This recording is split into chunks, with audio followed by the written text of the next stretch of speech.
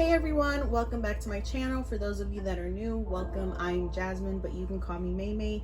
And for today's video, I'll be showing you guys everything I pre-ordered plus read in the month of June, which by the way, June is Pride Month, so happy Pride everyone. I hope you guys had an amazing and safe one. Without further ado, let's get started with the video. To kick off Pride Month, I read I Married My Female Friend Volume 2. And I love how cute and simple this series is. There's not much drama and it's relaxing to read. Both Ruriko and Kurumi are so adorable together. They really get along well until their argument in this volume. It seems pretty obvious that Ruriko does have romantic feelings for her because of everything she does for her. Also, the fact that she tends to overthink about what will happen if Kurumi were to meet and fall in love with someone that isn't Ruriko. But what she doesn't realize is that it almost seems like Kurumi wants to erase the one rule that could mean the end of their marriage.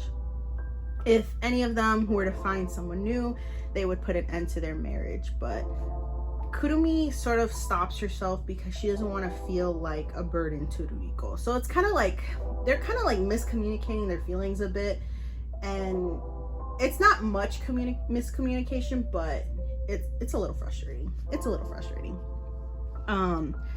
But yeah, it's one of those moments where in the argument, which was hardly an argument to be honest, I didn't really see it as an argument, but I guess you could say it was, where it could have been avoided had they communicated about their true feelings. Like I said, miscommunication. If they had just talked about their true feelings, they probably could have avoided it. But I really love seeing Kurumi pay more attention to Ruriko and giving more than taking. That was something I didn't like about Kurumi in the beginning because it seemed like she was only taking advantage of Ruriko, but we sort of see a big change in her in this volume. She really begins to pull her weight to help Ruriko. Their marriage isn't a typical one, but it really seems to work. Plus, I love how natural the story feels. No one tends to question or bash on the fact that they are both women. The only thing they question is whether they could handle being in a marriage where there's no romantic feelings whatsoever. I just love seeing less homophobia in the world. But yeah, I am curious on whether we will see progression to their romantic feelings. Kurumi is on the verge of realizing her feelings. I can feel it. But yeah, I feel like for Kurumi, I just realized this after so long after reading it, that I believe Kurumi is demi-romantic, where she sort of feels like she can't develop a relationship with someone until she feels it in her heart. And I feel like you can kind of slowly see that progressing, which I really love. You know, another sort of asexual representation here. Like I said in previous videos back, especially when I have reviewed Donuts Under a Crescent Moon or Is Love the Answer, there are so many different like aspects to asexuality that the spectrum is just so huge, you guys. It's just so huge, and even I'm still learning to this day, to this moment of filming. I'm still learning so much, and yeah, I'm just learning. I'm loving, and I'm enjoying this series, and I hope you guys check this out.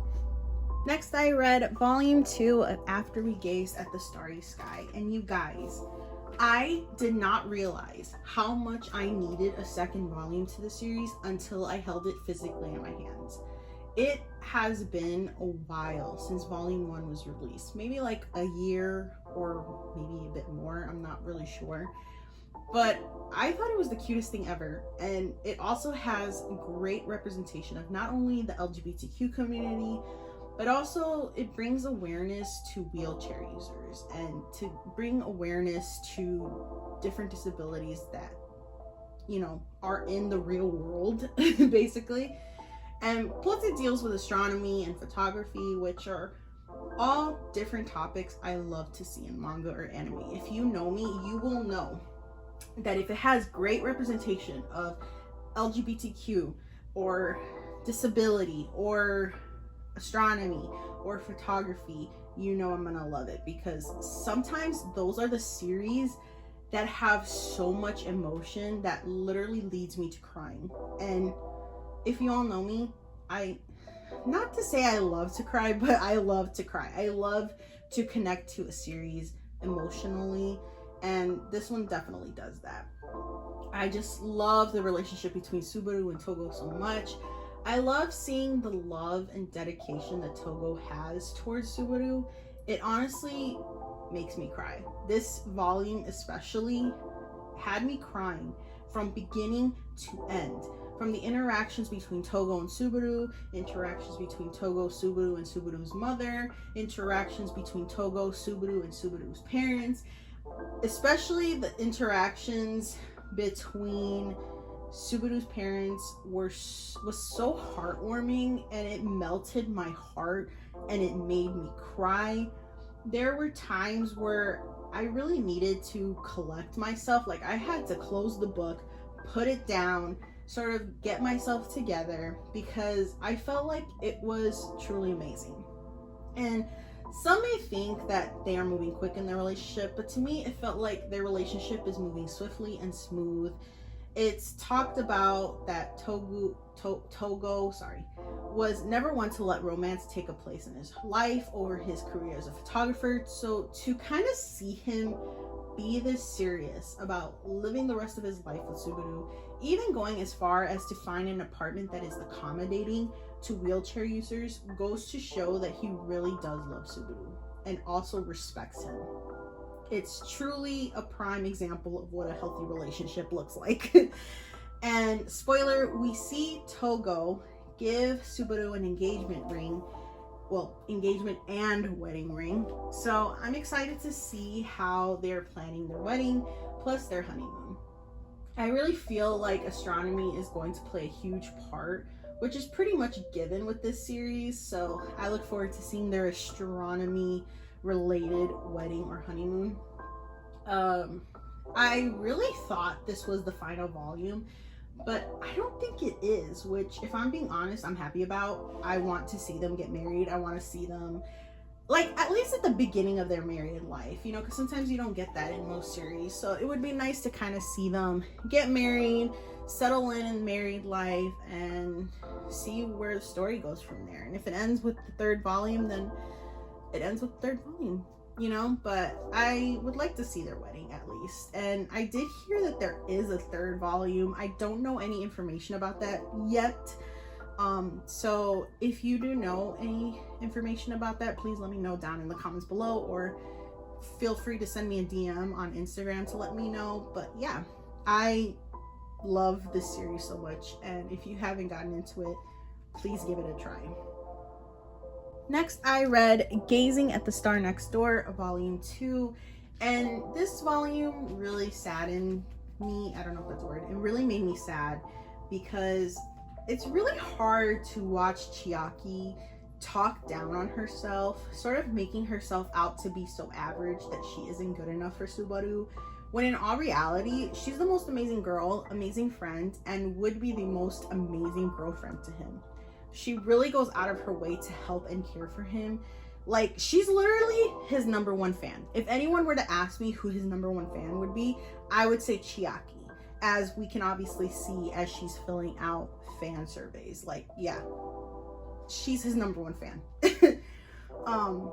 But yeah, it's so frustrating to see that they both clearly have feelings for each other, but they both seem to not want to ruin the friendship they currently have, which I understand. You know, who wants to put their friendship at risk, especially when they themselves don't know that the other person has feelings for them in return? Like, it's hard. I could tell, I could see why there would be hesitation with that. But yeah, I don't know about anyone else, but it's obvious that Subaru has feelings for Chiaki, especially with the one moment in this volume, which, spoiler, if you don't want to hear, just skip ahead. But yeah, with the moment of him being jealous of her coworker by trying to redirect her attention from him to something that involves Subaru. It was so cute in that moment where he's seeing this guy have his hand on her shoulder, and he's just like, oh yeah, this is what's happening in my career. And obviously her attention turns from the coworker to Subaru, which, come on, anyone would know that that's him being jealous, trying to get her attention. But yeah, it's frustrating to see them kind of going around in circles when they can clearly just communicate their feelings. But like I said before, it's understandable since they're both young and are afraid to speak up. I've already read the current chapters, so I already know what will happen. I know the direction that the series is going, but it's still sad to see Chiaki beat herself down when she's already an amazing, hardworking, and kind girl. Like, whenever it seems like her heart may be breaking, it feels like it breaks my heart too. Like, it will, I mean, I don't know about anybody else, but this series had my heart like aching, because it's like, these two obviously like each other. They want to have a relationship with each other, but then Chiaki over here on one hand is talking herself down because she doesn't think she's good enough for him, and then Subaru's there probably trying not to ruin the friendship, trying to, you know, impress her with his career. So it's like there's communication, but not really, you know, not for the most important thing. But yeah, like I said, I've read the current chapter, so I know the direction that the series is going in. So it's gonna be a little frustrating to that point, but I'm here for the ride. I'm starting to realize that so far my reads are all volume 2s. So for my next read is a volume 2 of Unholy Blood. And as I've said before, if you haven't been following me for a while, if you haven't seen any of my previous videos, or it's not much previous videos as there's only 2 volumes currently out, but if you follow me on Instagram, you will see that I love this man. I have read this series twice already, with this time being the third with the physicals. And I'm super happy that my favorite man is on the cover. Like, doesn't he look good, you guys? He's handsome, kind, and funny. Like, he's the complete package, if you ask me. Like, yeah, I can't get enough of this man. Every time he's on the page, I'm just swooning. I'm swooning. Ugh, if you know, you know. But yeah, there are so many things I love about the series besides my man right here. But the one thing I love the most, which is a bit unnerving to think about, now that I think about it, it's very unnerving. But I love how the creator can take an attractive character and make them look so sinister and hideous. Like, I feel like this is the only series and the only creator that can really take a very attractive person, even an average looking person, and make them look so sinister and hideous. Like, it's like, when you think about it, it's very unnerving, honestly. But if you've read this series, you know what I mean. I don't know, I just love that. For some reason, I love it. I don't know, I just love it. But yeah, I don't have much to say besides that, because like I've said, I've talked about this series a lot, especially on Instagram. And considering that I'm basically reading this for a third time, nothing is fresh and new for me. But yeah, I love the art. The quality of the story is phenomenal. Say what you will, if you read it and you think differently than me, that's okay, that's your opinion. But for me, it's phenomenal. I love that Ice Press is in charge of publishing it, because the quality is so great. Like, the pages are so smooth, the covers are so beautiful. It just feels really amazing in your hands. And if you have this series physically, you know what I mean. It feels so great in the hands. But yeah, if you haven't checked it out, please do. It's on the Webtoon app, complete, if you want to read it all. I suggest reading it on the Webtoon app before thinking about picking up the physicals, because the physicals are about like $20 a volume. So yeah, definitely check out the Webtoon app to read this story. It's awesome, it's amazing, the characters are great, and you will love it. Or you might not, who knows, but at least give it a try. The next thing I read was volume 9 of Skip and Loafer. And if you guys have been following me for a while and have seen my review for volume 8, you will know that that volume left me devastated, like to the point of crying. If you know, then you know. Obviously, if you are following me here on YouTube or on Instagram, you know that I'm a crier. A volume will make me cry, literally tears streaming down my face. You already know.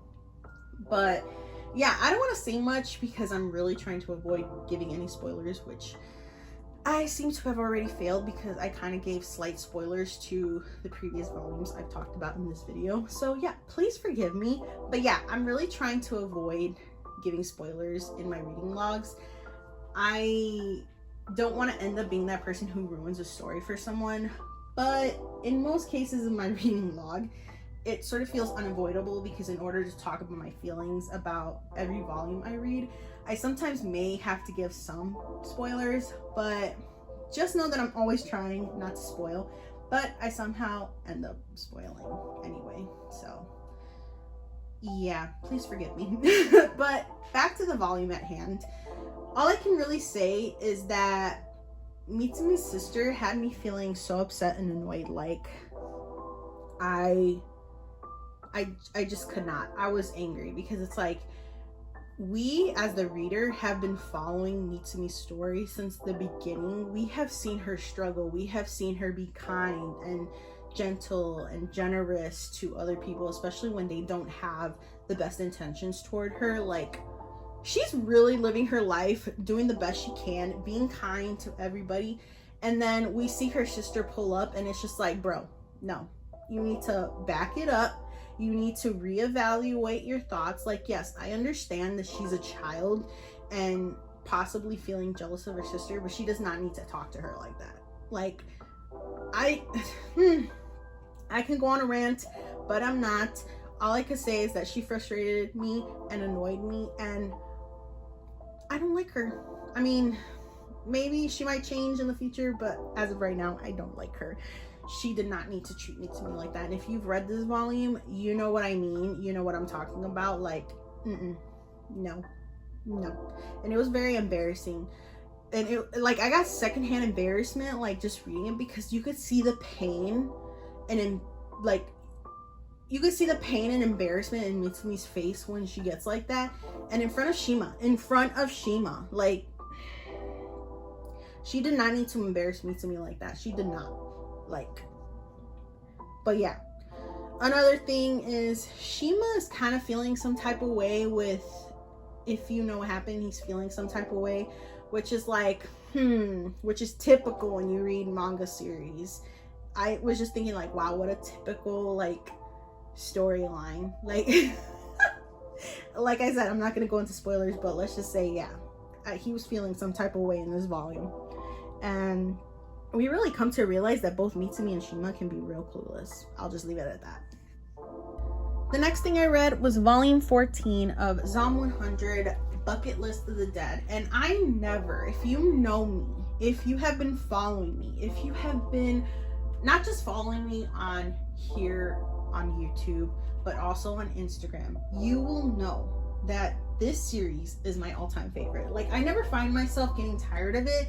Like, whenever it seems like there's no smooth way to bring up any of the characters' items from the bucket list, I always stand corrected. Because there will be times in the series where I'm looking at all the items on their bucket list and I'm like, how are they gonna bring this to the story? Like, I don't understand. Like, how are they gonna bring it into it? But this series does it so smoothly. The mangaka really knows how to pull the story together so that it doesn't seem like it's falling apart in any places. Like, it does well with being comedic and goofy, but also at the same time, it can be serious and emotional, which I love about the series. And I know a lot of people kind of tend to stray from the series because they think of it as comedic, which, yes, it's comedic, but it also has its moments of seriousness and emotional moments, which I love. You know, it has a little bit of everything. It has comedy, it has action, it has serious emotional moments where it gets you thinking, and it's just awesome. Like, even sometimes when I think about it, it's hard to believe that we are already at volume 14 physically. I know in Japan, they're way ahead of us. I think. Do not take my word for it. But yeah, it's just hard to believe that we are already at volume 14. Like, we've seen this group grow. We've seen them cross so much off their list. Like, they've pretty much traveled the entire country, almost the entire country. And there's still so much to happen, not only with their bucket list, but also with what is the main mystery of the whole world. As we know, in volume 13, there was sort of a revelation of, could this have been an accident, or could it have been on purpose? So yeah, that question is still in mind while I'm reading the series, which is nice, because it was like, okay, are they just gonna like have fun all the time? And then when I read volume 13, bam, a drop of like mystery of like, how did this virus happen? How did it come to be? Was it accidental? Was it on purpose? You know, it has these questions that it's slowly answering as we progress through the story, which is nice too, you know. But yeah, man, seeing the map of all the places they have already been to, it makes me feel so emotional. Like, I was hit with the sudden realization that one day this series will come to an end. It is going to end, you know. As I was looking at their bucket list, it's like they only have like a few things left to cross off. They still have a little bit to add to it, but overall, it's pretty much everything's almost crossed off, and it's really sad to think about it. And I think out of all the volumes for the series so far, volume 14, this volume, was the one that hit me the most emotionally, because we see bits of, well, not bits, but it's mostly the entire volume. We see Kensho's grandfather, which had me thinking about my grandfather, which unfortunately he passed away several years ago. So it really had me emotional. It had me thinking about him a lot more than usual. And yeah, I was just so emotional, because it made me think about my grandfather and, you know, all the things that he has done for me and my siblings growing up. You know, he was like the father figure in my life. And, you know, most of who I am as a person is from all the things that he's taught me, you know. So yeah, it really gets me emotional thinking about it as well right now. So yeah, I just wanted to shout out to all the grandfathers out there who are pretty much amazing father figures to their grandkids. You know, obviously people will be like, oh, well, they have to. Like, no. He could have been another grandfather who was just like, you know what, I'm not going to do that. But my grandfather was the G. A lot of grandfathers out there, you know, take it up to themselves to teach and be there for their grandkids when their fathers can't be, you know. So shout out to all those grandfathers out there. If you're out there and you have a grandfather like mine who was the greatest father figure in your life, shout out to them. There was a quote that stuck with me where Kensho says, my granddad used to tell me, quote, a pair of parents will have made 1,000 people within 10 generations, and in 20 generations, 1 million. Subtract even one person and we wouldn't be here. We might be no more than a drop in the bucket, but that bucket got filled because of all those other drops. Doesn't that make you grateful for your life and the lives of those who came before you? To which Kensho says and replies to him, I'm grateful every day. Thank you, Granddad. Humans cannot fly. They're simply sacks of meat. Everything was a delusion. Our hearts and thoughts are nothing but foam on a pond. Set. The next volume in my reading log was volume 4 of Nina the Starry Bride. And if you haven't guessed it already, it had me deep in my feelings and had me crying. I know. Every reading I've filmed has featured not just one, but several series that have got me in tears. This volume was no exception. It was no exception. And as I've said in my last reading log where I talked about volume 3, I had a feeling that I was going to love Set. Mainly because he reminded me so much of Callisto from Villains Are Destined to Die, which, as you know, Callisto is my man. I love him. It's plain and simple. And this volume here solidified that claim, seeing as we are shown his traumatic past. A past that no child, let me repeat, a past that no child should have to live through. We come to see the very reason why he has grown up to be the type of man he currently is. And he was only a child. He was meant to grow up feeling loved and to love in return.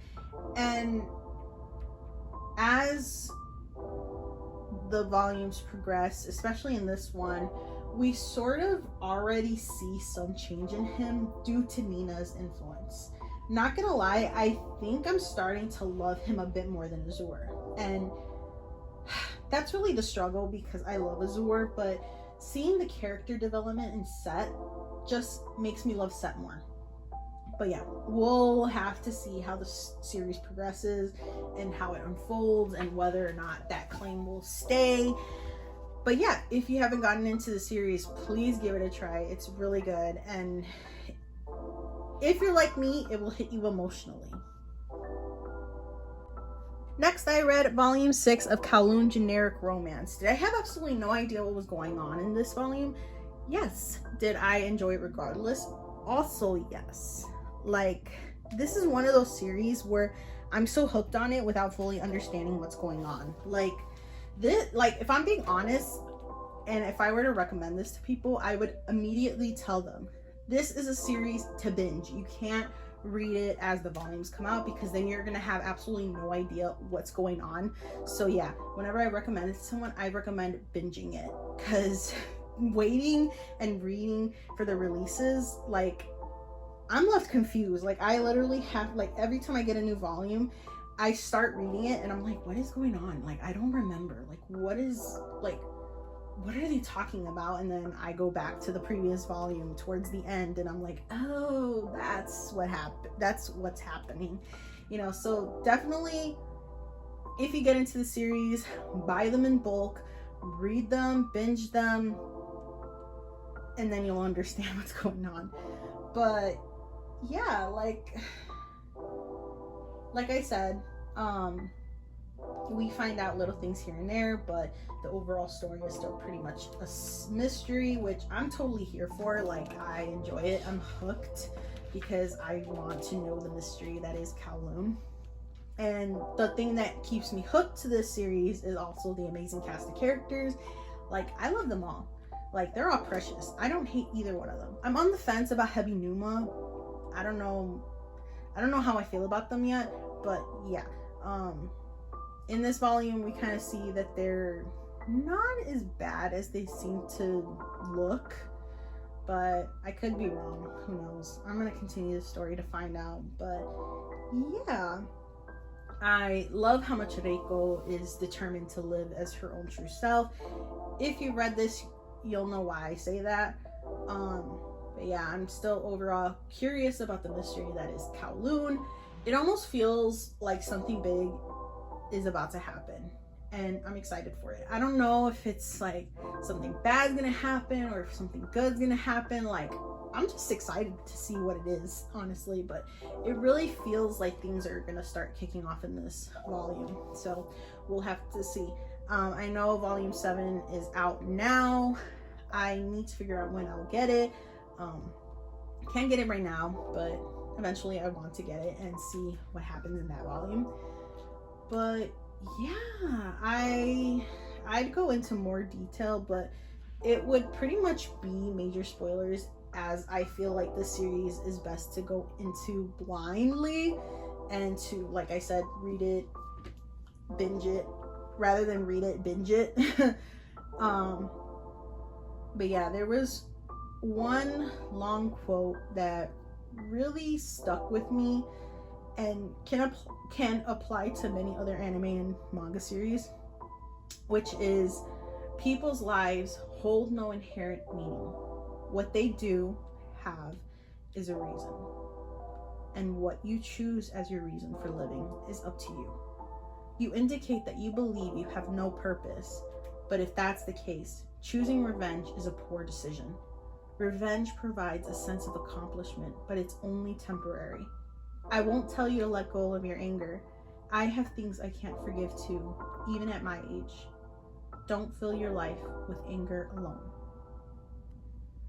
Next, I read volume 10 of Kaiju number 8, and this was an amazing read. I know I say that about almost everything I read, but this series is epic. This series is no exception. This one's like my top. You will always see me talking about this series. Like, the action scenes are so awesome and easy to keep up with. Like, there's no moment in time where I'm watching the action panels and I'm just like, what is happening? I can't comprehend what is this panel telling me right now. And it's really easy to keep up with. If you know, you know. Seeing both Hoshina and Kikoru let loose is my favorite thing. I just can't help but admire how badass they are. Like, whenever I see them in the anime, I get so excited thinking about what's to come. Like, we were pretty much left with a major cliffhanger with this series, with this volume, with something the defense force never had to deal with until now, which each of the main forces being occupied with the newly identified kaiju, which are numbers 11, 12, 13, 14, and 15. I feel like in the next volume, we're in for a roller coaster ride. I'm just curious with how it'll all play out, and so far with how this volume ended, it's not really looking good. If I'm being honest, it's not looking good, you guys. It's not looking good. And yeah, I can't wait until the next volume comes out. And also, can we just admire how amazing these volumes look? Like, I can't get enough of them. Like, whoo, I can't get enough of them.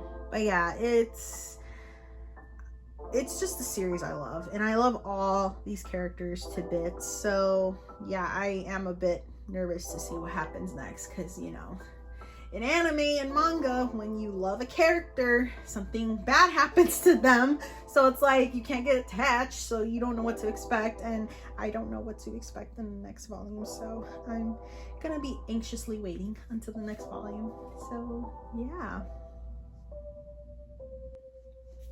Next, I read A Condition Called Love, volume 8, and I finished this volume exactly on the day the final episode aired. And let me tell you, let me just mention now that I absolutely loved every episode, and getting to see some of my all-time favorite panels get animated, especially the scene from the embroidery hoop I have in my collection, which shout out to the amazing pocket pastries.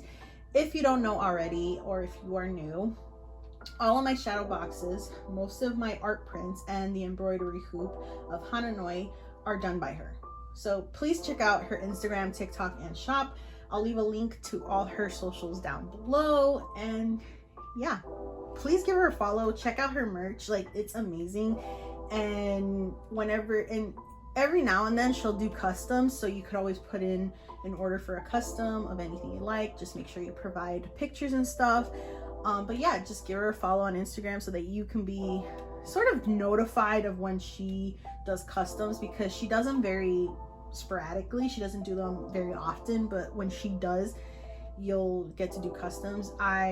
If you have been following me, and if you follow me on Instagram or here on YouTube, you will have seen that I have a shadow box of Nico Robin, of her iconic I Want to Live scene.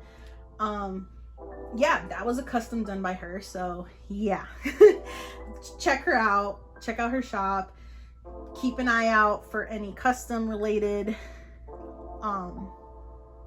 options, I guess you could say.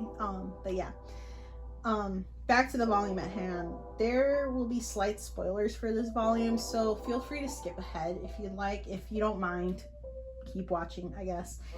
But we get to meet Saki's father, which, if you don't know Saki is Hananoi. That's his first name. And his father is literally the sweetest man ever. But, and I'm emphasizing this, but, B-U-T. I'm still upset and irritated about the fact that both him and Saki's mother left him alone for almost his entire childhood life. Like, yes, people in other countries may need medical help and companionship, but Saki should have been the main priority for them. They could have waited until he was much older. At least that's my opinion on that. If you think differently, That's you. If you think differently, okay. But I personally felt like they could have waited until he was older and a little, like, not more independent, but like compared to leaving your small child, compared to leaving your teenager, that's much different, you know? But that's my opinion. I'm not gonna get into it. If you think differently, that's fine. But yeah, just seeing Saki's face expression, you can obviously tell how lonely and sad he was while having to always watch his parents leave. Like every single time he would have to like see them off at the airport, like you could see that he was putting on a brave face and just trying to stay strong. And it legit made me break down into tears, because a little kid shouldn't have to grow up without their parents. No kid should have to grow up without their parents, or have to act strong because they're afraid of being a burden. And this whole series just gets me emotional when I think about it. Like, the mangaka really knows how to interpret emotions through her artwork so well. Like, if a character's feeling heartbroken, you can see that, you know, you could see it, and it makes you feel it too. And yeah, she really does well with interpreting emotions through her artwork. But yeah, if you haven't gotten into it, or if you have dropped it, please consider picking it back up. Because yes, in the beginning, Hananoi is like, whoa. But as you get further into the story, you could kind of see why he was like that. And you could also see a very huge character development with him as well as the story progresses. So yeah, if you have dropped it, please consider picking it up or picking it back up, or at least give the anime a try. It's complete. It's complete as of this moment, and I seriously hope we get a second season. Chances are low, but hoping for a second season. The final thing I read for this month was One Piece Ace's Story Volume 2, the manga.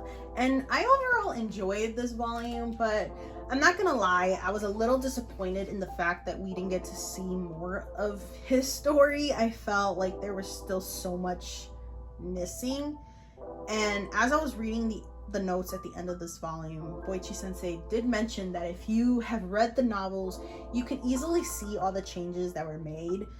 And like I said, I've never read the novels, so I don't really know what has changed, but seeing as it was my first time getting into Ace's story, I felt like there was a lot missing and a lot of characters missing. So I think I might really have to start getting into the light novels, and I'm calling it now. If you're watching this, keep me to my word. I'm calling it now. The first light novels I plan to get will be Ace's story, because I just need to know more of his story. I know that there is a lot more that we're not being shown in this manga series, this manga little mini series. But yeah, like I said with the first volume, Boichi Sensei's artwork went so well with Ace's character design. Like, I can go on and on about how his art style fits, or their art style fits Ace's character design. Like, it just looks so badass. And if I have to be honest, I'm gonna be honest, I could have done without seeing Nami versus Khalifa. Although they both looked amazing in Boichi Sensei's art, they both looked amazing, nothing wrong with them, but I would have preferred to have seen Robin's iconic I Want to Live scene with Luffy asking Sogeking to shoot down the world government flag, because I felt like that would have been a much more iconic moment to sort of have in this volume. Just like with volume 1, we have the iconic scene between Zoro and Mihawk. You know, for me, that was iconic. I was like, wow, that is iconic. So